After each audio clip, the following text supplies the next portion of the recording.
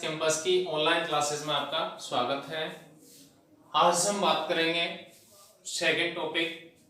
जो हम बात कर रहे थे 11th क्लास में, जो फर्स्ट शो है फंडामेंटल कॉन्सेप्ट ऑफ केमिस्ट्री, उसमें एक सेकंड टॉपिक आता है नेचर ऑफ मैटर।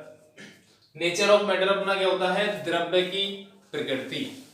अब प्रकृति अपन कहते क्या है, प्रकृति कैसे होती है द्रव्य की? तो सबसे पहला अपना पॉइंट आता है कि द्रव्य क्या होता है। कि हमने बहुत जगह ऐसा देखा होगा, कहीं ये लिखा होता है द्रव्य और कहीं ये लिखा होता है द्रव। क्या दोनों समान हैं या दोनों डिफरेंट हैं? तो यहां से अपन ये कहते हैं कि जो द्रव्य है और द्रव है दोनों अलग अलग स्थिति हैं। द्रव्य जो होता है वो पदार्थ है। द्रव्य क्या होता है? पदार्थ। तो यहां से अपन कह सकते हैं कि पदार्थ और द्रव्य एक ही है, जिसको अपन क्या कहते हैं? मैटर। लेकिन जो द्रव है वह पदार्थ की एक अवस्था है। वह क्या है? पदार्थ की एक अवस्था। तो हमें पता है पदार्थ की मुख्य रूप से तीन अवस्थाएं होती हैं, ठोस, द्रव और गैस। तो यहां से अपन ये कहेंगे कि जो पदार्थ है या द्रव्य है वो क्या होता है, कैसे उसको डिफाइन किया जाता है, क्या उदाहरण आते हैं। तो सबसे पहला पॉइंट आता है पदार्थ की परिभाषा क्या होती है? वह वस्तु जिसका द्रव्यमान होता है तथा जो आयतन घेरती है या जो स्पेस में कोई ना कोई स्थान रखती है, उस वस्तु को अपन क्या कहते हैं? पदार्थ। क्या कह रहे हैं? वह वस्तु जिसका द्रव्यमान होता है तथा जो आयतन घेरती है पदार्थ कहलाती है। जैसे एग्जांपल के लिए अपन कहते हैं पुस्तक है, पेन है, टेबल है, जल है, हाइड्रोजन है, ये सब क्या होते हैं? पदार्थ। जो भी हमको दिखाई देने वाली भौतिक चीज है वो सभी क्या है? पदार्थ के अंतर्गत आती है। तो यहां से सीधा सा है कोई ना कोई उसका द्रव्यमान होना चाहिए तथा जो स्पेस में कोई ना कोई स्थान को घेरेगी, उस वस्तु को अपन क्या कहेंगे? पदार्थ कहेंगे। ठीक है। अब हाँ, यहां से अपन बात करेंगे जो पदार्थ है उसको सेपरेट करते हैं, डिवाइड करते हैं, क्लासिफाई करते हैं, वर्गीकृत करते हैं। किस आधार पर? दो स्थितियों के आधार पर। कि जो पदार्थ हैं दो प्रकार से इनको डिवाइड करते हैं। एक तो होता है इनकी भौतिक अवस्था के आधार पर।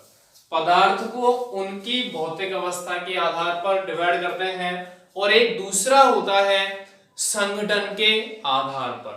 दूसरा क्या आता है? संगठन के आधार पर। तो सबसे पहला आधार है किसके आधार पर? On the basis of physical state, भौतिक अवस्था के आधार पर। भौतिक अवस्था के आधार पर। तो इसके आधार पर मुख्य रूप से पदार्थ कितने होते हैं, कितने प्रकार के होते हैं? तीन में पहला आता है ठोस, जिसको अपन क्या कहते हैं? सॉलिड। एक चीज और ध्यान रखें, जब हम साइंस की तरफ आ ही रहे हैं तो जो साइंस की टर्म है, जो टर्म होती हैं, जो पॉइंट होते हैं, उनकी इंग्लिश मीन, उनका इंग्लिश मीन हमें पता होना चाहिए। क्योंकि हायर क्लासेस में कहीं भी अपन जाते हैं कंपटीशन में, हर जगह कहीं ना कहीं जो साइंटिफिकल टर्म है उनका इंग्लिश नेम अपन को पता होना चाहिए। क्योंकि हम ये कहते हैं कि हम माना कि हिंदी मीडियम के स्टूडेंट हैं तो उससे कोई फर्क नहीं पड़ता, लेकिन हमें अगर हम साइंस से जुड़े हुए हैं तो हमें थोड़ी बहुत इंग्लिश हमें आनी चाहिए साइंस वाले वर्डों की, क्योंकि ये क्रिटिकल नहीं होते, जनरली यूज में ये आ जाते हैं। तो धीरे धीरे अपन अगर प्रयास करेंगे तो वो चीज अपने धीरे धीरे आ जाएगी। तो हम सोचें कि साइंस अपन पढ़ रहे हैं तो साथ में थोड़े से साइंस के जो वर्ड हैं उनको इंग्लिश में भी देखें, हिंदी के साथ साथ। तो सबसे पहला है भौतिक अवस्था के आधार पर पदार्थ कौन सा है? ठोस। ठोस के लिए अपन कहते हैं कि ऐसे पदार्थ जिनका आकार व आयतन निश्चित होता है, इनका आकार व आयतन कैसा होता है? निश्चित। ऐसे पदार्थ जिनका आकार व आयतन दोनों निश्चित होते हैं। इसके अलावा ये जो पदार्थ हैं ये छोटे छोटे कणों से मिलकर बने होते हैं और जो छोटे छोटे कण हैं उनके मध्य कोई ना कोई बल कार्य करता है। ठोस जो पदार्थ है वह छोटे छोटे कणों से मिलकर बना होता है जिनके मध्य कोई ना कोई बल उपस्थित होता है, जिस बल को अपन कहते हैं अंतरा आणविक बल। अंतरा आणविक बल।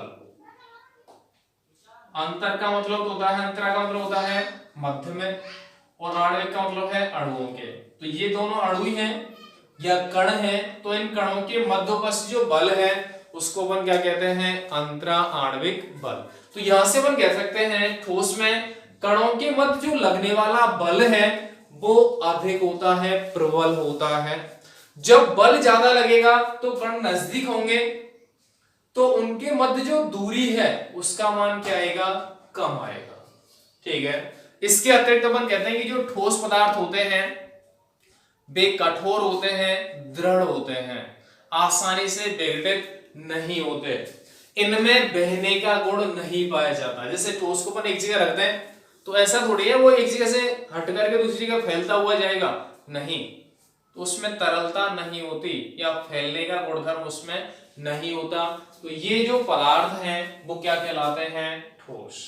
अब ठोस के लिए अपन कहते हैं लकड़ी है,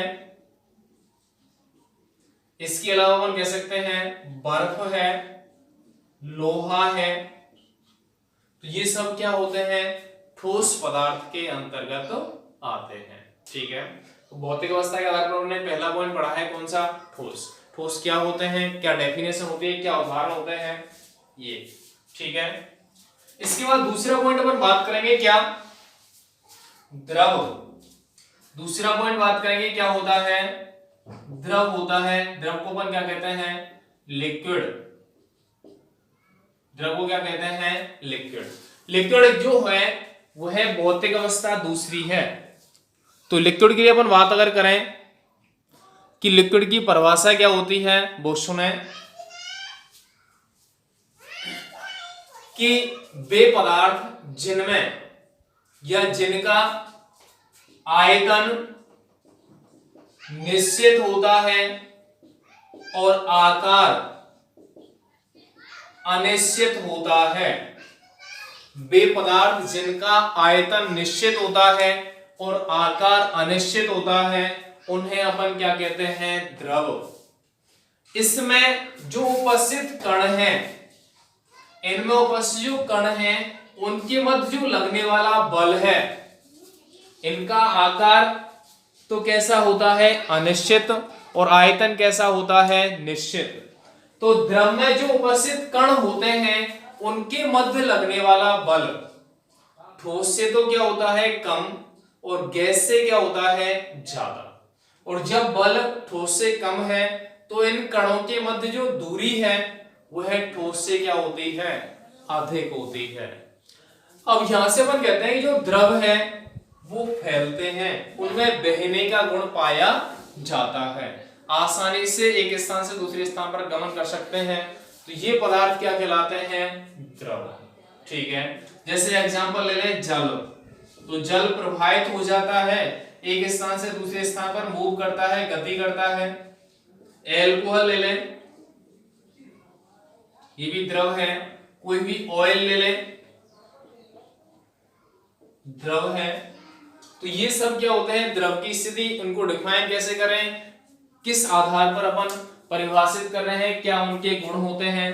तो ये अवस्था कौन सी हो गई, द्रव। अगली स्थिति अपन बात करेंगे, तीसरी कौन सी है, गैस। अगली स्थिति कौन सी है, गैस। तीसरी अवस्था है। तो यहां से अपन कह सकते हैं इनका आकार और आयतन दोनों कैसे होते हैं, अनिश्चित। गैस का आकार और आयतन दोनों कैसे होते हैं, अनिश्चित होते हैं। यहां से अपन कहते हैं कि इनमें जो उपस्थित कण हैं इनके मध्य जो लगने वाला बल है वो सबसे कम होता है। इस वजह से गैस के जो कण हैं वो दूर दूर होते हैं और उनमें जो गति की प्रकृति है वो क्या होती है, अधिक होती है। अर्थात गैस के कणों की गतिज ऊर्जा, गति करने की जो ऊर्जा है वो कैसी होती है, अधिक। तो यहां से अपन कह सकते हैं आकार आयतन अनिश्चित है, लगने वाला बल न्यूनतम होता है, दूरी अधिकतम होती है, गतिज ऊर्जा का मान अधिक होता है, फैलने की प्रवृत्ति पाई जाती है। जैसे गैस सिलेंडर है उसमें गैस उपस्थित है, अगर उसको अपन खोल दें तो तीव्रता से वो पूरे एनवायरनमेंट में, पर्यावरण में फैलेगी। तो उसका मतलब उसमें फैलने की प्रवृत्ति क्या होती है, सर्वाधिक होती है। तो यहां से अपन कह सकते हैं ये अवस्था क्या कहलाती है, ये पदार्थ क्या कहलाता है, गैस। जैसे जलवाष्प, सीएनजी, एलपीजी, हाइड्रोजन, ऑक्सीजन सभी क्या होती हैं, गैस होती हैं। तो भौतिक अवस्था के आधार पर पदार्थ को तीन भागों में डिवाइड करते हैं, ठोस, द्रव और गैस। ठीक है, कोई समस्या नहीं है, चले आगे। ठीक, आगे अपन बात करें कि किसी भी पदार्थ की भौतिक अवस्था एक फिक्स नहीं होती, उसकी ताप और दाब में परिवर्तन करके एक अवस्था को दूसरी अवस्था में परिवर्तित कर सकते हैं। जैसे अपन कहते हैं बर्फ है, एक जगह जल है और फिर क्या है, जल वाष्प। बर्फ का सूत्र भी क्या होता है, H2O, जल का सूत्र भी क्या होता है, H2O, और जल वाष्प भी क्या होता है, H2O। अगर बर्फ को अपन गलाएं, मतलब गलन करें या गर्म करें तो ये जल में बदल जाएगा। जल को बाष्पित करें, बाष्पन क्रिया करें तो ये जलवाष्प में परिवर्तित हो जाएगा। इसके बाद ऐसा भी हो सकता है कि इस जलवाष्प को संघनित करें, संघनन, तो ये वापस जल में कन्वर्ट हो जाएगा। उसके बाद इसको हिमीकरण, मतलब जमा दें, फ्रिज में जमा दें जल को, वापस बर्फ बन जाएगा। मतलब क्या हुआ, एक पदार्थ को ताप में परिवर्तन करके, दाब में परिवर्तन करके एक अवस्था से दूसरी अवस्था में परिवर्तित कर सकते हैं। तो गलन के अंतर्गत वह प्रक्रिया जिसके अंतर्गत किसी ठोस को उसकी द्रवावस्था में बदला जाता है। उसके बाद बाष्पन, वह प्रक्रिया जिसके अंतर्गत किसी द्रव को उसकी वाष्प में परिवर्तित किया जाता है। कब, यहाँ पे भी ताप बढ़ा रहे हैं, यहाँ पे भी ताप बढ़ा रहे हैं। जब जलवाष्प को अपन जल में लाना चाहते हैं तो ताप के मान में क्या लाएंगे, कमी, और दाब का मान क्या करेंगे, बढ़ाएंगे। तो उस प्रोसेस को अपन क्या कहते हैं, संघनन। जैसे किसी पात्र में जल गर्म कर रहे हैं तो वाष्पित होता है, उसके ऊपर अपन थाल लगाते हैं। थाल अगर रख देंगे तो जो वाष्प की बूंदें हैं वो थाल से टकराएंगी, उसके बाद वापस संघनित होकर के नीचे की तरफ आ जाएंगी। तो जो थाल है उस पर दाब आरोपित करता है। तो दाब लगाने पर जलवाष्प जल में परिवर्तित हो जाएगी, क्योंकि उसका ताप क्या होगा, घटेगा। जल को वापस अपन फ्रिज में जमाएं तो जमाने में टेम्परेचर कम है, दाब बढ़ा रहे हैं, तो वापस ये बर्फ में कन्वर्ट हो जाएगा। मतलब एक अवस्था को दूसरी अवस्था में परिवर्तित कर सकते हैं, कब, जब ताप और दाब में परिवर्तन किया जाता है। तो इस प्रकार से अपन कह सकते हैं कि भौतिक अवस्था के आधार पर जो पदार्थ हैं वो तीन प्रकार के होते हैं, ठोस, द्रव और गैस। ठीक है, क्लियर है, कोई समस्या, चले आगे। ठीक, आगे अपन बात करेंगे जो पदार्थ है उसको संघटन के आधार पर, संघटन के आधार पर पदार्थ होते हैं दो प्रकार के। पदार्थ कितने प्रकार के होते हैं, दो। एक तो होते हैं शुद्ध पदार्थ और एक होता है मिश्रण। एक तो होता है शुद्ध पदार्थ, एक क्या होता है, मिश्रण। शुद्ध पदार्थ में क्या लिया जाता है, एक तो आता है तत्व और एक आता है यौगिक। और मिश्रण में भी दो आते हैं, एक आता है समांगी मिश्रण और एक आता है विषमांगी मिश्रण, एक समांगी मिश्रण आता है, एक क्या आता है, विषमांगी मिश्रण। तो यहां से अपन कह सकते हैं संगठन के आधार पर पदार्थ कितने प्रकार के हैं, दो। एक तो है प्योर मैटर शुद्ध पदार्थ, एक है मिक्सचर। प्योर मैटर में एक एलिमेंट है और एक क्या है, कंपाउंड। और मिश्रण में दो हैं, एक होमोजीनस मिक्सचर और एक है हेट्रोजीनस मिक्सचर। तो यहां से अपन सभी की परिभाषा देंगे, उदाहरण देंगे क्या होते हैं। तो सबसे पहले अपन बात करेंगे शुद्ध पदार्थ क्या होता है, कि ऐसे पदार्थ जिनमें जो उपस्थित तत्व है, परमाणु है, वो निश्चित अनुपात में होते हैं। ऐसे पदार्थ जिनमें परमाणु एक निश्चित अनुपात में उपस्थित होते हैं शुद्ध पदार्थ कहलाते हैं। ऐसे पदार्थ जिनमें परमाणु निश्चित अनुपात में उपस्थित होते हैं शुद्ध पदार्थ कहलाते हैं। शुद्ध पदार्थ को दो प्रकार में डिवाइड करते हैं, तत्व। तत्व के लिए परिभाषा देते हैं अपन, ऐसे पदार्थ जो, तत्व की परिभाषा अपन सुने, देखे होंगे, पढ़े होंगे, लेकिन बहुत सारे स्टूडेंट ऐसे होते हैं जिनको पता नहीं होता तत्व की परिभाषा क्या होती है। तो तत्व की परिभाषा देखें, ऐसे पदार्थ जिनमें या जो एक ही प्रकार के परमाणु, ऐसे पदार्थ जो एक ही प्रकार के परमाणुओं से मिलकर बने होते हैं क्या कहलाते हैं, तत्व। ऐसे पदार्थ जो एक ही प्रकार के परमाणुओं से मिलकर बने होते हैं क्या कहलाते हैं, तत्व। एग्जाम्पल के लिए अपन बात करें, जैसे आयरन है Fe, जैसे ऑक्सीजन है O2 है। तो O2 को अपन ऐसा नहीं कहेंगे कि यौगिक है, अपन क्या कहेंगे, ये तत्व है। कौन सा तत्व है, ऑक्सीजन। आयरन को अपन क्या कहेंगे, आयरन है, लोहा है। इसी प्रकार P4 होता है एक, ये तत्व है। कौन सा तत्व है ये, फास्फोरस। तो हम ये कह रहे हैं इसमें सभी P है, यहाँ पे सभी O है, यहाँ पे Fe है। तो अपन कह सकते हैं कि ऐसे पदार्थ जिनमें एक ही प्रकार के परमाणु उपस्थित होते हैं क्या कहलाते हैं, तत्व। ठीक है। इसके बाद अपन यौगिक की परिभाषा दें कि ऐसे पदार्थ जो एक से अधिक प्रकार के परमाणुओं से मिलकर बने होते हैं, क्या कह रहे हैं, एक से अधिक प्रकार के परमाणु। ऐसे यौगिक जो एक से अधिक प्रकार के परमाणुओं से मिलकर बने होते हैं यौगिक कहलाते हैं। जिनमें परमाणु निश्चित अनुपात में संयोग करते हैं। ऐसे यौगिक जिनमें एक से अधिक तत्व निश्चित अनुपात में संयोग करके उपस्थित होते हैं, या ऐसे पदार्थ जो एक से अधिक प्रकार के परमाणुओं से मिलकर बने होते हैं जो एक निश्चित अनुपात में संयोग करते हैं क्या कहलाते हैं, यौगिक। ठीक है। एग्जाम्पल की अपन बात करें, H2O, CO2, C6H12O6।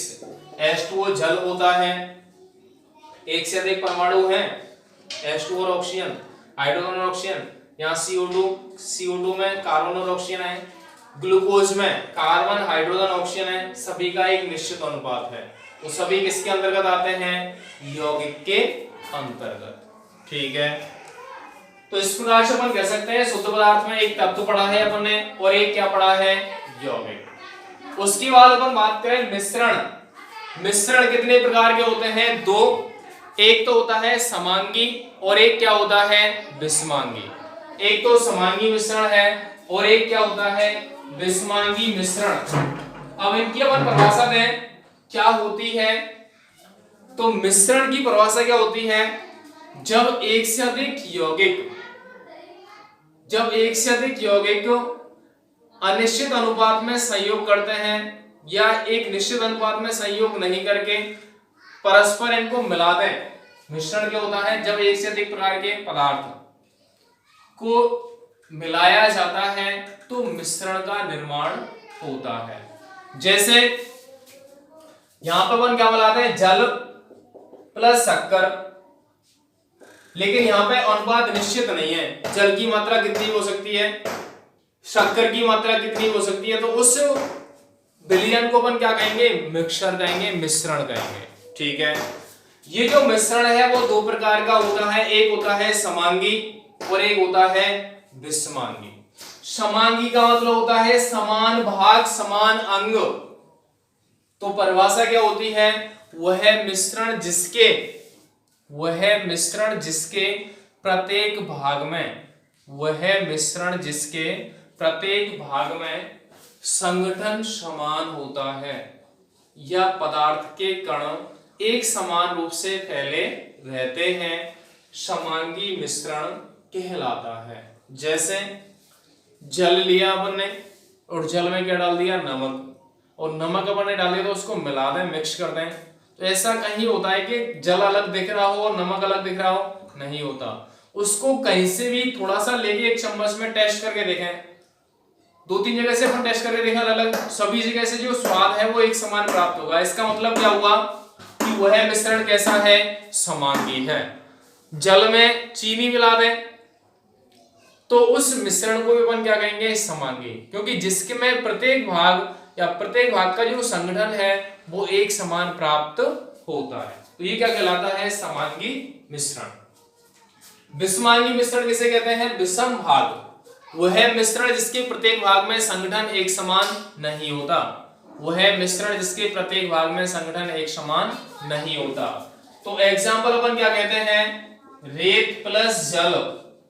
रेत को हम जल में मिलाएं, कुछ टाइम के लिए तो ऐसा लगेगा रेत घुल गई है जल में, लेकिन थोड़े टाइम के बाद अपन देखेंगे रेत जल से भरे हुए पात्र के तल में बैठ जाएगी। इसका मतलब क्या हुआ, रेत अलग रह गई और जल अलग हो गया, मतलब प्रत्येक भाग में समान संगठन प्राप्त नहीं होता। तो जो मिश्रण है वो क्या कहलाता है, विषमांगी मिश्रण। ठीक है, तो सीधा सा है, संगठन एक समान है, समांगी मिश्रण, संगठन डिफरेंट है, विषमांगी मिश्रण कहलाएगा। तो इस प्रकार से अपन कह सकते हैं संगठन के आधार पर पदार्थ के प्रकार दो हैं, शुद्ध पदार्थ और मिश्रण। शुद्ध पदार्थ भी दो हैं, तत्व और यौगिक, और मिश्रण में दो हैं, समांगी और विषमांगी। तो इस प्रकार से अपन पढ़ते हैं इस टॉपिक में पदार्थ की प्रकृति के बारे में, पदार्थ के डिवाइडेशन, उदाहरण क्या होते हैं, कैसे कैसे पदार्थ अपने प्रकृति में विद्यमान होते हैं, कहाँ कैसे इनका निर्माण होता है, क्या उनकी नेचर होती है, किसी कैसी क्रियाशीलता होती है, किसका टेस्ट क्या होता है, गंध क्या होती है, कैसे कैसे गुणधर्म उपस्थित होते हैं, ये सब किसमें आते हैं, पदार्थ की प्रकृति के बारे में जो हमने अध्ययन किया है। तो सभी स्टूडेंट से निवेदन है कि जो वीडियो है उसको 1 या 2 बार अपन कम से कम ढंग से देखें, तो आराम से वो चीज क्लियर होगी, और थोड़ा सा एक पॉजिटिव रेस्पॉन्स के साथ या पॉजिटिव थिंकिंग के साथ इसको अपन देखें, जिससे कि आसानी से कोई भी अपना पॉइंट है वो आराम से क्लियर हो सके। अगर कोई समस्या होगी तो कांटेक्ट कर सकते हैं, तो जिससे कि अपने जो मन में कोई भी पॉइंट है वो साथ के साथ अपना क्लियर हो जाएगा, जिससे नेक्स्ट पॉइंट में अपना कोई समस्या क्रिएट नहीं होगी। धन्यवाद।